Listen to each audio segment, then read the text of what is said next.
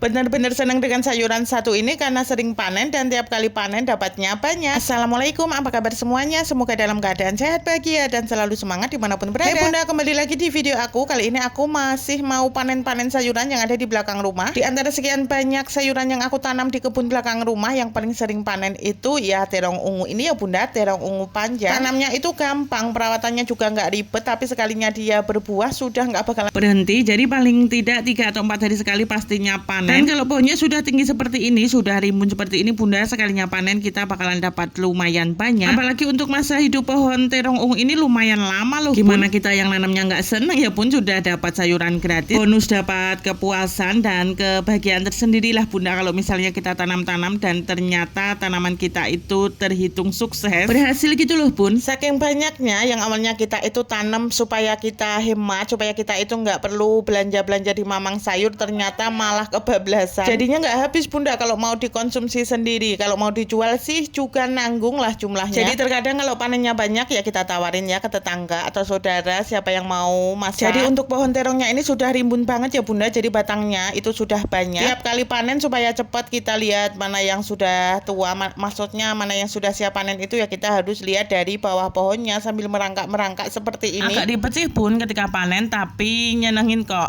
Seharusnya ini agak dirapikan ya untuk batang-batang pohon terongnya ini, tapi kadang sayang ya Bunda, soalnya kalau kita rapikan untuk batangnya itu jadi sedikit. Kalau batangnya cuma sedikit ya sudah pasti buahnya juga sedikit ya Bunda. Jadi ya nggak apa-apa lah pohonnya rimbun seperti ini, dan kalau panen harus merangkak-rangkak, yang penting buahnya dapat banyak. Tapi karena ini pinggang sudah pegel, jadi aku untuk panennya minta tolong dilanjutin suami saja. Kadang itu aku suka heran sih Bun, perasaan masih muda ya, tapi kok kalau membungkuk seperti ini gampang pegelnya. Mungkin karena yang muda itu jiwanya ya Bunda, kalau raganya itu mungkin sudah tua.